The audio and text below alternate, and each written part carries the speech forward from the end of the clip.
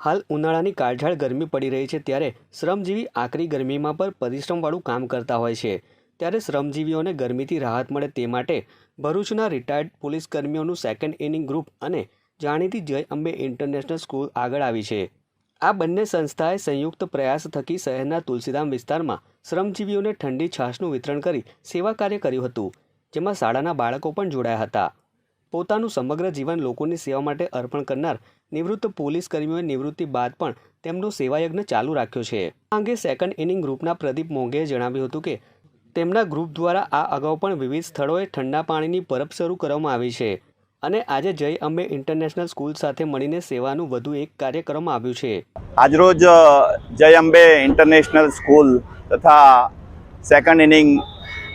Retired police group Bharuch દ્વારા ભરૂચના સહયોગથી છાશ વિતરણનો કાર્યક્રમ અહીંયા તુલસીધામ ખાતે રાખવામાં આવેલ અને એ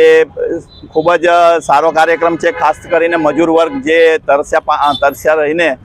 આટલી ગરમીમાં કામ કરે છે અને એમને સંતોષ આપવા માટે જ આ કાર્યક્રમ રાખવામાં આવેલ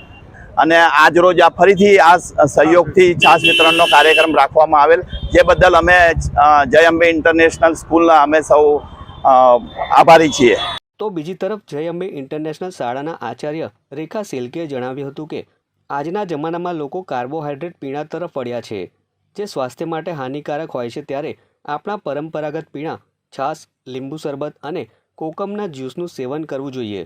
સેકન્ડ ઇનિંગ ગ્રુપ દ્વારા શ્રમજીવીઓ માટે છાશનું વિતરણ કરી સરાહનીય પ્રયાસ કરવામાં આવ્યો છે। આજે આપ સૌ અહીં જોઈ રહ્યા છો કે ઉનાળો જે છે એ દિવસે ને દિવસે આકરો બની રહ્યો છે અને આજની જે યંગ જનરેશન છે એ કાર્બોનેટેડ કોલ્ડ ડ્રિંકની પાછળ આંધળી દોટ મૂકી રહી છે। તો અહીંયા આજે જય અંબે ઇન્ટરનેશનલ સ્કૂલ અને જેમ તમે જોઈ રહ્યા છો કે રિટાયર્ડ પોલીસ ગ્રુપ આ બંનેના સહયોગથી અહીંયા આગળ અમે આજે છાશ વિતરણનો પ્રોગ્રામ રાખ્યો હતો।